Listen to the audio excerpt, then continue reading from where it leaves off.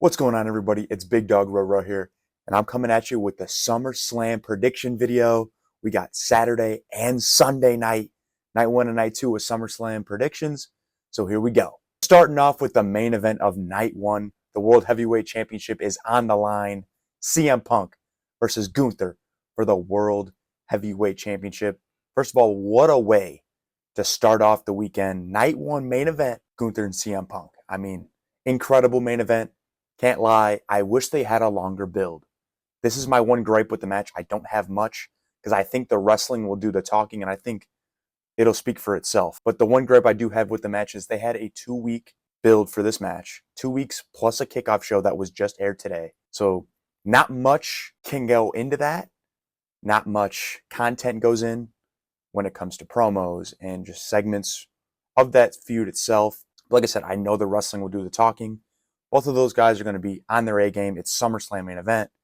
So, of course, I know it's going to be a good match. Now, when it comes to the prediction portion of this match, I think the World Heavyweight Champion at the end of the night will be CM Punk.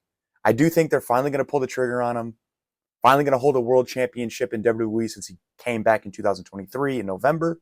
And I think he finally holds gold in 2025 after the night one SummerSlam main event. Then we have the WWE Women's Championship match between Queen of the Ring, Jade Cargill, and current and reigning WWE Women's Champion, Tiffany Stratton. Now, I am not a fan of this match. I don't think it's going to steal the show in any way. I don't know how much chemistry they're going to have in this match, but I will say this. I know both ladies can go. So, with that being said, I don't have much problems. I think this is the match they were setting up for, and like I said, I don't have much issue with it. Now, I do think Jade Cargill will be holding the gold and the belt after SummerSlam Night 1.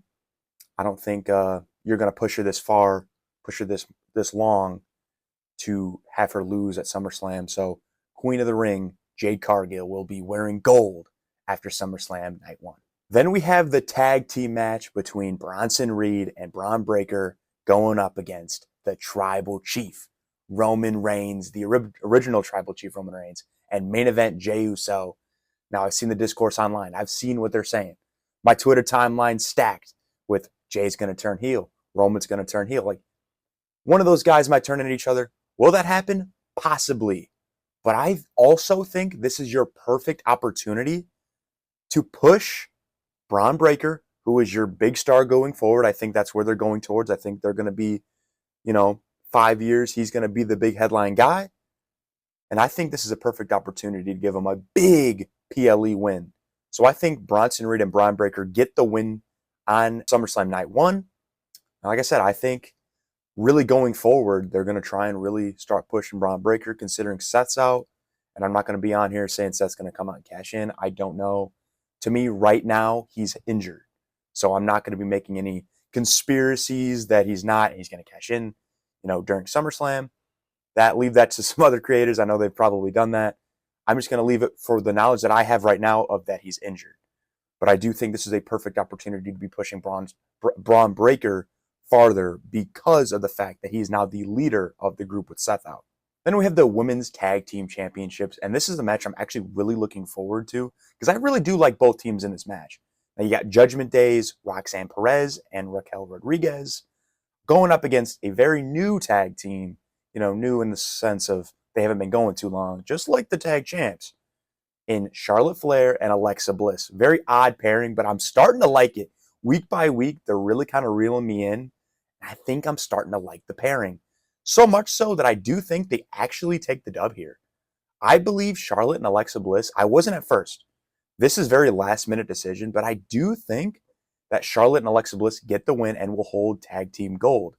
Now, this could totally blow up in my face.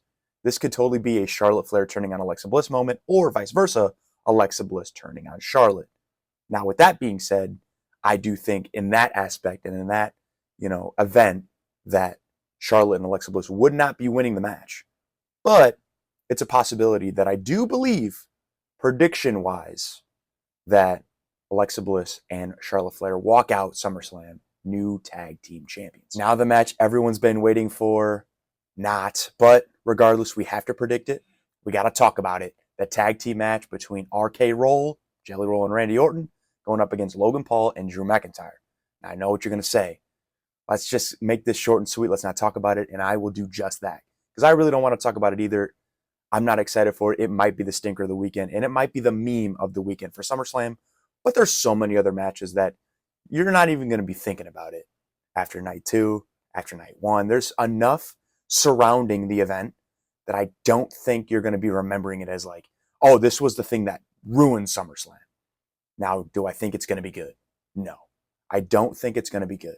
That's okay. Not everything is a 5-star classic. Not everything tears the roof off the joint. So, with that being said, RK Roll definitely wins this match. This is your run-of-the-mill PR matches, right?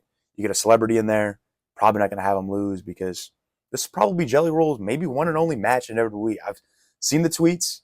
I know what they're saying, potentially that he wants to have more matches. Okay, whatever. But right now, I think they're going to go with Randy Orton and Jelly Roll picking up the win over Drew McIntyre and Logan Paul. And then the last matchup for night 1, Saturday's SummerSlam event, we got Karrion Kross versus Sami Zayn. Now, I've really enjoyed this feud. The stuff we've gotten backstage, the individual promos, the promos they've had together, all the stuff leading up since WrestleMania has been really, really good. I have enjoyed both character works. This whole thing about, Sami getting hurt, whatever, rib stuff, that's great and dandy. Now, I do think and wish that there was a stipulation. I wish there was I wish this match had a stipulation over the Lyra and Becky because of the fact that I know Lyra and Becky can have a good match without it being no DQ. Now, this match, it just seems to me makes more sense to have a stipulation. With the pipe going to the ribs of Sami Zayn week after week, this match made sense for it to be a no DQ, no holds barred, streets fight situation. Obviously, they didn't go in that direction. That's fine. It will be a fine match. I don't think it's going to be one of those that completely changes the show. It'll be a fine match. And Sami Zayn will win. I think they're going forward. I could potentially see Sami Zayn in the main event by next year. I think they're just having this, the plucky underdog role. He's finally going to get over this Karrion Kross problem he's had since WrestleMania. Even seems like before WrestleMania.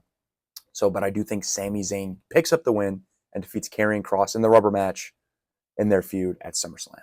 How else do you start night 2 of SummerSlam after just finishing with a banger with CM Punk and Gunther, then sliding in the TLC 2 6-team TLC ladder match for the tag team championships?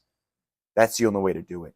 Fraxium, Street Profits, Andrade and Phoenix, DIY, Wyatt 6, and the Motor City Machine Guns. This match is going to cook, and potentially, if it's not just a crazy spot fest, and if it tells a great story, it could be the match of the weekend and the match going forward, what everyone's going to be talking about. Now, I don't exactly know the answer to the winner because, like I said, there's so many teams. I think the smartest thing you could do, put the tag team champions on Fraxium. They haven't been administering the Freebird rule when it comes to the Wyatt 6 and the tag team championships. They've strictly been using Dexter Lumis and Joe Gacy as their tag team champions. So I think you have Fraxium win the TLC at SummerSlam, and then you're able to have Uncle Howdy and Eric Rowan push for the tag team championships as the head tag team of the Wyatt 6. I think that's brilliant. I think that's perfect opportunity because they haven't been doing the Freebird rule. So why not put it on a babyface team and then let a heel team like, Wyatt 6 of Uncle Howdy and Eric Rowan take the next step in that whole feud and that whole storyline. So I'm going with Fraxium to win TLC 2. Then the no DQ Intercontinental Championship match, the Women's Intercontinental Championship match, that is between Lyra Valkyria and the Women's Intercontinental Champion, Becky Lynch. Now, I have loved this feud. I've loved everything about this feud with the Bayley stuff and going all the way back to WrestleMania 41 and then the night after. Dude, this feud has been money. It's really been helping Lyra Valkyria, get her push started because this has been money. Her character work has always been an issue. Mic skills, charisma. Who is she as a character? Where does she fit in the rest of that Raw Women's division who is loaded right now with talent? And I think this really did wonders for her. Becky Lynch and her had a mesmerizing feud.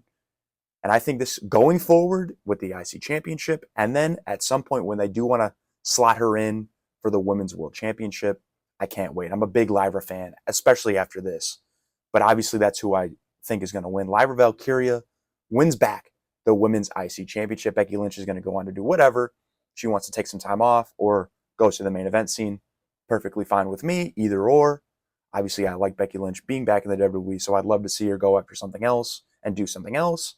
But right now, Lyra Valkyria winning the Intercontinental Championship back is exactly what's going to happen at SummerSlam Night 2. Then we had the United States Championship, Solo Sikoa versus Jacob Fatu, Steel Cage.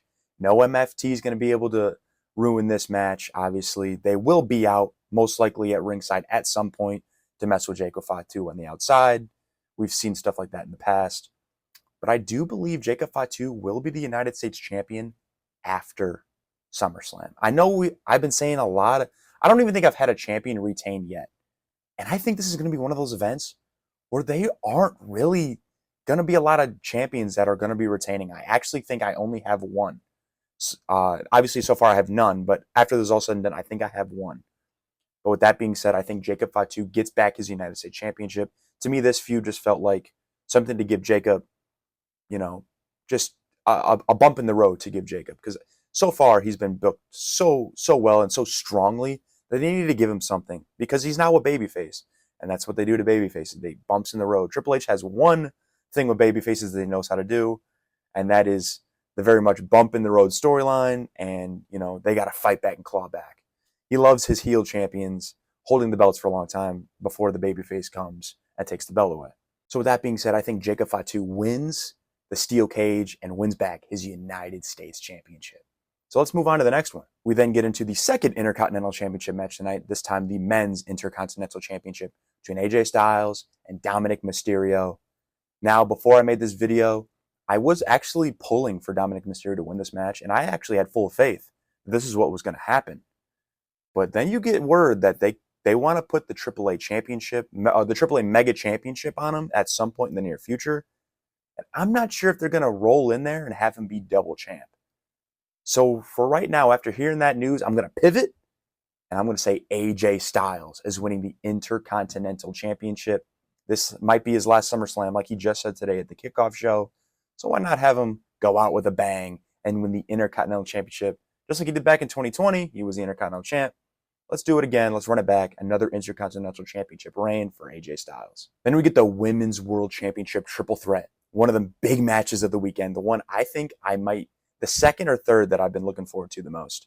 Like, it's up there in my top 5 for sure. Because I really love all 3 of these women. Like, the character work. Love's a strong word, but been loving what they've been doing with everything on Raw. They made something out of nothing at Evolution.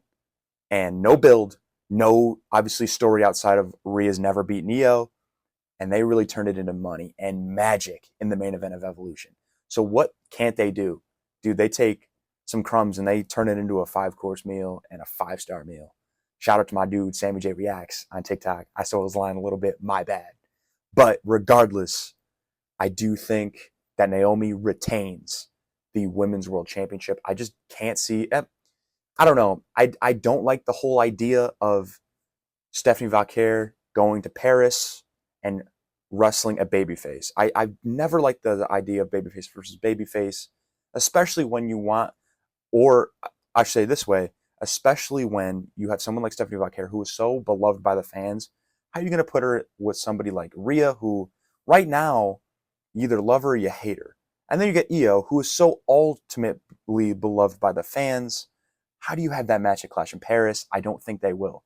So I think this is a perfect opportunity to have Naomi retain, and then you have Naomi and Stephanie Valkyria, who I think is an excellent feud going into Clash of Paris, and will be a great match as well. So I do think Naomi retains in what is going to be a monumental, fast-paced action match at SummerSlam Night 2. And then the match everyone's been waiting for, me included, the most important match of the weekend. It's going to shape the next, couple months here in WWE because there's so much that could happen. That being said, this is the prediction for John Cena versus Cody Rhodes, WWE Championship on the line. Street fight. Will Cody Rhodes turn heel? Will John Cena turn face? Will we get a double turn? Or do we just get John Cena shaking the hand of Cody Rhodes at the end? I don't know. But I think this is your moment to turn John Cena face. This has to be, right? He's got so many days. He's got a handful of dates left. John Cena is not going to retire as a heel. That's just not going to happen. I will put my life savings on it. He will not be leaving WWE in December as a heel. With that being said, Cody Rhodes walks out of SummerSlam as the WWE Undisputed Champ. Something crazy is going to happen. I don't know what it is. If it is a double turn, awesome. If it's a one turn, awesome. Whatever it is, something crazy is going to happen at the finish of night 2 at SummerSlam. So beware. Be ready. Because whatever that case may be, it will definitely leaving all of us in a Discord, all of us talking online. But like I said, Cody Rhodes walks out the WWE champion. And you can look. I got a picture with John Cena over there. It's right there. That's me and John. Biggest John Cena fan you'll ever meet. I know he's losing at SummerSlam. You know, the reign was what it was. Was I a fan of the heel run? Not really. It was fine. The championship reign felt more of just nostalgia baiting. He was just going in there with Punk, Orton. He didn't have any legitimate feuds that felt new and organic. It was just old stuff that he went back on. And then the roles were reversed, which is fine if that's what you're looking for. Me, I was looking for something a little bit newer. That's why I think if he goes face, he's got a lot of options to have new organic feuds with people like Bron Breakker, people like Drew McIntyre. And I think if he does turn back to a babyface, that is what is best for business. With that being said, that is my SummerSlam predictions. I hope I'm right on all of these. I know I'm definitely not going to be. I'm not very good at these. Like, what I think is going to happen or what actually happens is so far off the track. If you did enjoy this video, I would ask for you to subscribe, like the video, comment for engagement, and then go follow me on TikTok, because majority of this is going to be clipped down into TikTok videos. And I'm trying to, I'm trying to be able to stream just like, guys like Santi and Wheezy and them. I want to do something like that where I'm able to watch PLEs, watch Raws, watch SmackDowns, watch NXTs, AEWs, GCW shows. Shout out to the WWE ID stuff today. I haven't been able to watch all of it, so pretty pumped for that. Just like I want to be able to watch wrestling events with a community. So, like I said, if you guys enjoyed this video, do leave a like and subscribe and a comment. With all that said, thank you guys for watching. I'll see you guys in the next video. Peace out. See you guys.